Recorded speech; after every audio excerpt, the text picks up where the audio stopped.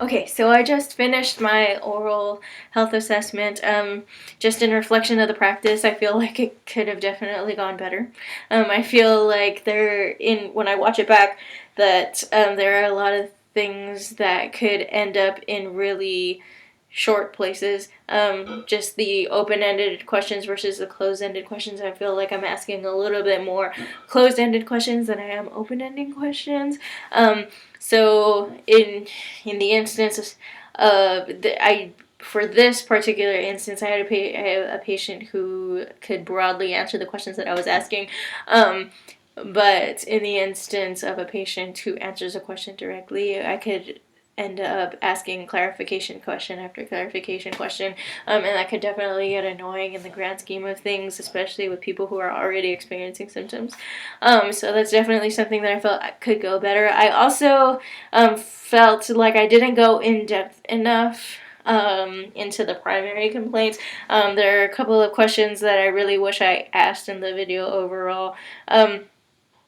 But I wanted to make sure that I was hitting everything. But I definitely know that I would have wanted to figure out if the patient smoked.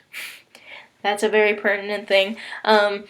Understanding that I could have redone it just to include that question, but that definitely would be a very important question to ask for somebody who's experiencing what seems like asthma symptoms and who's talking about shortness of breath. So it was definitely difficult for me to just ask questions and not orally assess. I felt like as soon as somebody expresses chest pain or difficulty breathing to me, that I feel the instant need to want to assess.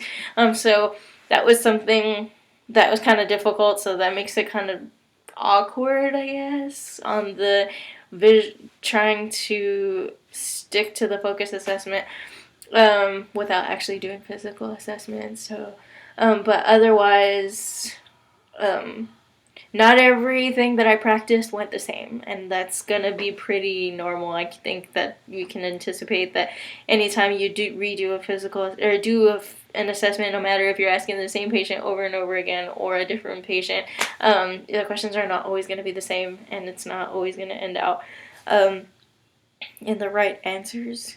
So just a few things I know to work on. Definitely asking questions that are open-ended, and definitely making sure that I recapture everything it is that was said, just to make sure that I have all the right information.